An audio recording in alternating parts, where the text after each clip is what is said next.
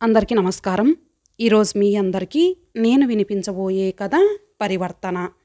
రచయిత గన్నవరపు నరసింహమూర్తి గారు. ఇక కథలోకి వెళితే, పుష్యమాసపు రోజులు కావడంతో ఉదయం 10 గంటలైనా చలి తగ్గలేదు. అవధాని అప్పుడే దేవతార్చన ముగించుకొని వరండాలోని అరుగు మీద కూర్చొని వ్యాసపీఠంలో ఉంచిన భాగవతాన్ని పారాయణ చేస్తున్నాడు. తూర్పు నుంచి సూర్యుని వాడి వేడి కిరణాలు ఆ వరండాలో పడుతూ కాస్తంత వెచ్చదనాన్ని కలుగజేస్తున్నాయి. ఆ సమయంలో ప్రతినిత్యం ఏదో పురాణాన్ని పారాయణం చేయడం అతని నిత్యకృత్యం. అలా పారాయణ చేస్తూ కొద్దిసేపటికి ప్రక్కనే ఉన్న మంచం మీదకు చేరి నిద్రలోకి జారుకున్నాడు. అవధాని భార్య జానకి సూర్యోదయానికి ముందే లేస్తుంది. దగ్గర్లోనే తూర్పు వాహినిగా పారుతున్న ఏటికి వెళ్ళి స్నానం చేసి మడిగా నీళ్లు తెచ్చి దేవతార్చనకు ముందే మహానైవేద్యం కోసం వంట చేస్తుంది. ఆ మహానైవేద్యం పూర్తయిన తర్వాతే ఆమెకు విశ్రాంతి. అంతవరకు అలా తడిబట్టల్లో మడిగా ఉండవలసిందే. ఈ దినచర్య ఆమెకు 40 సంవత్సరాల క్రితం కోడలుగా ఆ ఇంట అడుగు పెట్టినప్పటి నుంచి అలవాటు. మొదట్లో మడి వంటలో అత్తగారికి సాయం చేస్తే ఆవిడ తదనంతరం తాను ఆ బాధ్యత స్వీకరించింది. అవధాని జానకి దంపతులకు 2 పిల్లలు. పెద్ద పిల్ల భానుని డిగ్రీ పూర్తయిన తర్వాత తన మేనల్లుడికిచ్చి వివాహం చేశారు. అతను ముంబైలో ఇంజనీరుగా పనిచేస్తున్నాడు. వాళ్ళకి 2 పిల్లలు. ఇక కొడుకు భరద్వాజ బిట్స్ పిలానీలో ఇంజనీరింగ్ పూర్తి చేసి అమెరికాలో ఒక మల్టీనేషనల్ కంపెనీలో పనిచేస్తున్నాడు. వాళ్ళకి కూడా 2 పిల్లలే. పిల్లలిద్దరికీ 10 ఏళ్ల క్రితమే పెళ్ళిళ్ళయ్యాయి. అవధాని 25 ఏళ్ళు ఆ ఊర్లోని ఎలిమెంటరీ స్కూల్లో హెడ్ మాస్టర్గా పనిచేసి ఈ మధ్యనే పదవీ విరమణ చేశాడు. అప్పట్నుంచి ఆ లంకంత ఇంట్లో ఆ 2 ఎప్పుడో ఏ సంక్రాంతికో పెద్దమ్మాయి సుశీల పిల్లలు వచ్చి ఓ 10 రోజులు ఉంటారు. అంతే, ఆ తర్వాత మళ్ళీ మామూలే. ఇక భరద్వాజ వచ్చి అప్పుడే 5 ఏళ్లు కావస్తోంది. అవధానిది తాతల నాటి పెద్ద ఇల్లు.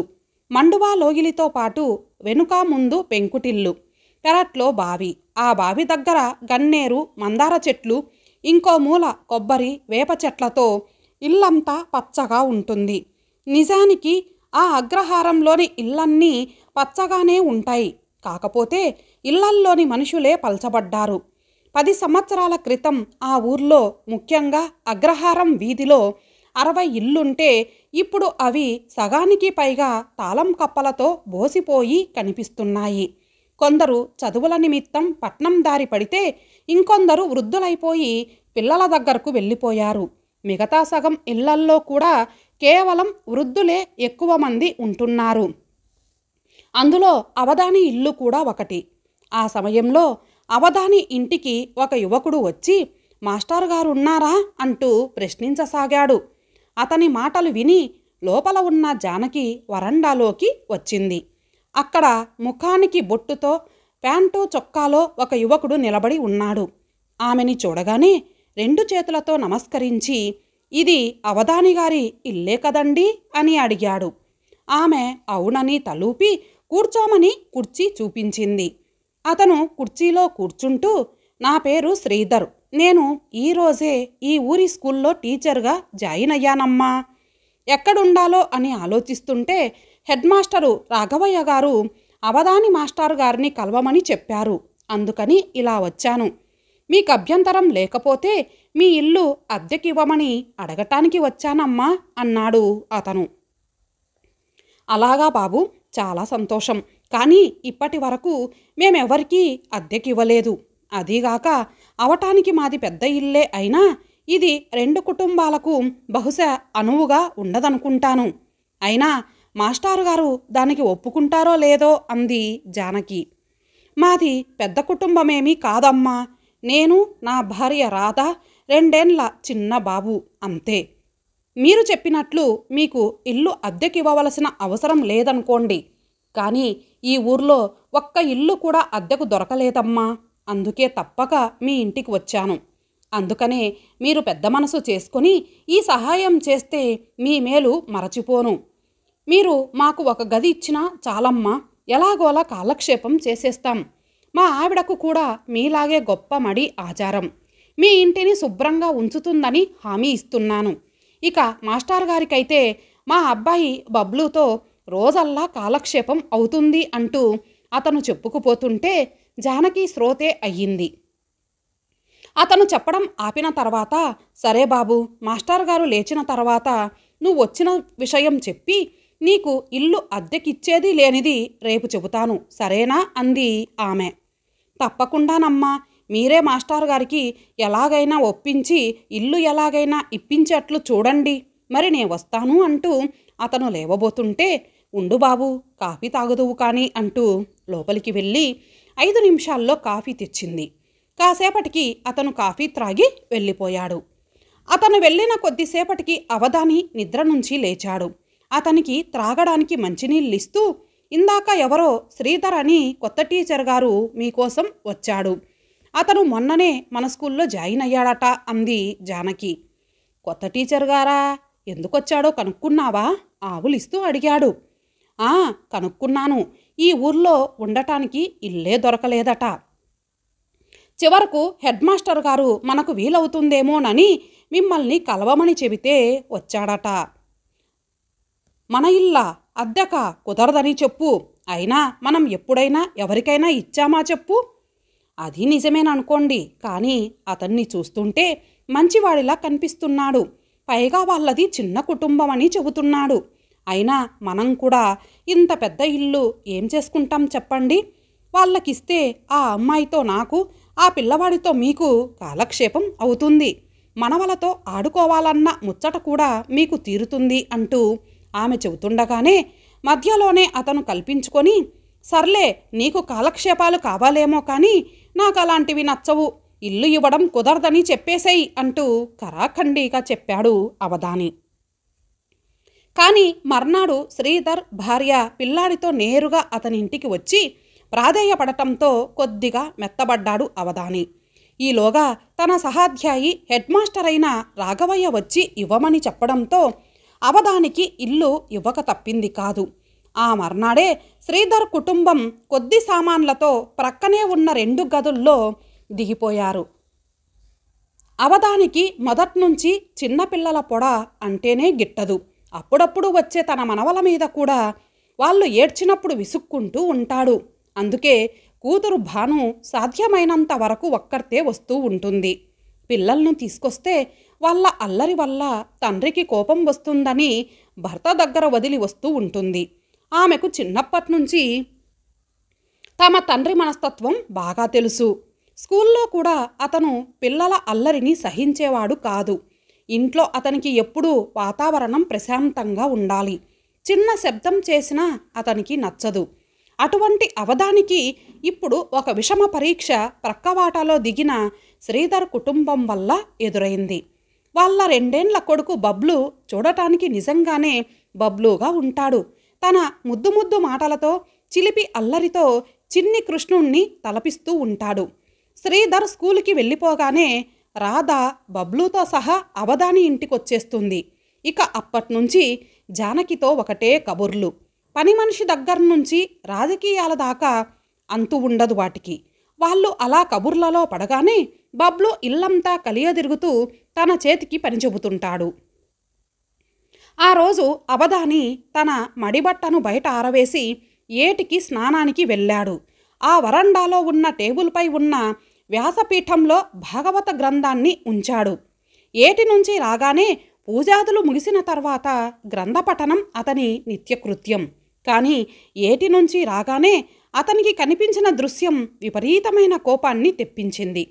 బుల్లి బుల్లి అడుగులు వేసుకుంటూ వీధిలోకి వెళ్ళిన బబ్లు పడిపోబోయి ఆ మడి పంచెను పట్టుకోబోతే అది నేల మీదకు జారిపోయి మట్టి అంటుకుంది. అలా ఆ నేల మీద పడిన ఆ చెంగు మీద బబ్లు కూర్చొని ఆడుకోవడం అవధాని కంటబడింది. ఆ దృశ్యం చూసిన అవధాని ఉగ్రరూపం దాల్చి పరుగున వెళ్ళి బబ్లుని ఓ చేత్తో పట్టుకొని అరుగు మీదకు విసిరేసినంత పనిచేసి ఆ పంచెను తీసుకొని మళ్ళీ ఏటికి వెళ్ళిపోయాడు. అంత కోపంతో తనను విసిరేసిన అవధానిని చూసిన బబ్లు ఒక్కసారిగా గుక్కపట్టి ఏడవడం మొదలుపెట్టాడు. అలా ఏడుస్తూ వాళ్ళ అమ్మ దగ్గరకు పరుగున పోయి అక్కడే నీటి చెంబుని తన్నేయడంతో ఆ నీళ్లు క్రింద ఒలికిపోయాయి. అదే ఊపున టేబుల్ మీద పడటంతో అది తూలి దానిమీద ఉన్న భాగవతం క్రింద పడింది. అది నీటి మీద పడి తడిసిపోయింది. వాడి ఏడుపు విని రాధ, జానకి పరుగున బయటికి రాగానే వాళ్ళకి జరిగిన విషయం అర్థమయ్యింది. రాధ బబ్లూని ఎత్తుకొని కోపంతో వాళ్ళ గదిలోకి వెళ్ళిపోయి తలుపులు మూసుకుంది. ఆ తర్వాత బయట ఉన్న జానకికి బబ్లు పెద్ద పెట్టున ఏడవటం వినిపించింది. వెంటనే జానకి పరుగున వెళ్ళి తలుపు కొడుతూ, అమ్మాయి, పిల్లవాణ్ణి కొట్టొద్దు, తలుపు తీ అంటూ చెప్పగానే ఆమె తలుపులు తీసింది. ఆ పిల్లవాడితో పాటు ఆమె కంటిలో కూడా నీరు. ఆ దృశ్యం చూసి జానకి చెలించిపోయింది. అలా పిల్లవాణ్ణి అంతలాగా కొట్టుకుంటారా అమ్మా ఎవరైనా? అలా చెయ్యకూడదని వాడికేం తెలుసు చెప్పు? అయినా ఇప్పుడేం జరిగిందని? బాబాయ్ గారికి కొద్దిగా కోపం ఎక్కువ. అది 2 క్షణాలే, మళ్ళీ మామూలైపోతారులే. నువ్వింక వాణ్ణి కొట్టొద్దు అంటూ పిల్లవాణ్ణి తీసుకొని జానకి వాళ్ళ ఇంట్లోకి వెళ్ళిపోయింది. కాసేపటికి పిల్లవాడు ఏడుపాపి జానకి ఒడిలో నిద్రపోయాడు. అప్పుడు ఆ ఇంట్లో నిశ్శబ్ద వాతావరణం నెలకొంది. ఆ సంఘటన తర్వాత రాధ చాలాసేపటి వరకు మామూలు మనిషి కాలేకపోయింది. ఆమె ఆ ఇంట్లో దిగిన దగ్గర నుంచి అవధానిని గమనిస్తోంది. అతనికి చిన్నపిల్లల ఏడుపులన్నా అల్లరి అన్నా అస్సలు ఇష్టం ఉండదు. అది తెలిసి ఆమె కూడా బబ్లూని సాధ్యమైనంత వరకు అవధాని గారి ఇంటివైపు వెళ్లకుండా కట్టడి చేస్తోంది. కానీ వాడు అప్పుడే నడకలు నేరుస్తున్న పిల్లవాడు. వాణ్ణి కాపలా కాయడం ఆమెకు బహు కష్టంగా ఉంది. కన్ను ఏమారగానే అవధాని ఇంట్లోకి వెళ్ళిపోతూ లేనిపోని సమస్యలు తెచ్చిపెడుతున్నాడు. ఆ రోజు సాయంత్రం శ్రీధర్ స్కూల్ నుంచి వస్తూనే అవధాని వదనాన్ని చూసి ఏదో కీడుని శంకించి ఇంట్లోకి వెళ్ళగానే రాధను కారణం అడిగాడు. ఆమె జరిగిన విషయం చెప్పడంతో అతను కూడా బాధపడ్డాడు. తాను ఎంతో బ్రతిమాలితే కానీ అతను ఇల్లు ఇవ్వడానికి ఒప్పుకోలేదు.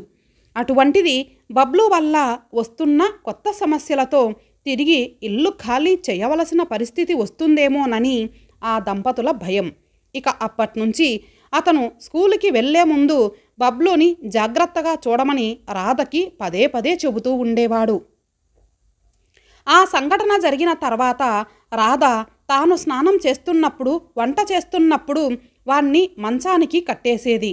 కానీ దానివల్ల మరో సమస్య వాడి భీకరమైన ఏడుపు వల్ల వచ్చేది. ఆ ఏడుపు వల్ల అవధానికి మళ్ళీ చిరాకు పుట్టుకొస్తుందని ఆమె భయం. మళ్ళీ వాణ్ణి వదలగానే వాడు బుల్లి అడుగులు వేసుకుంటూ అవధాని వీపుని పట్టుకొని తాతా తాతా అంటూ ముద్దు పలుకులతో అల్లరి పెట్టేవాడు. అవధానికి ఎందుకో ఆ పిలుపు హాయిగా అనిపించేది. కానీ అది ఒక్క క్షణమే. వెంటనే తేరుకొని జానకిని పిలవగానే ఆమె వచ్చి బబ్లుని తీసుకెళ్ళిపోయేది. ఒకరోజు అవధాని సాయంత్రం పూట పని మీద హెడ్ మాస్టర్ రాఘవయ్య ఇంటికి వెళ్ళాడు. కానీ అతనికి తెలియకుండానే అతని వెనకాల బబ్లు కూడా అక్కడికి చేరుకున్నాడు. అప్పుడు వాణ్ణి చూసిన రాఘవయ్య, అవధాని గారు, మీకు వాడితో బాగా కాలక్షేపం అవుతున్నట్లున్నది.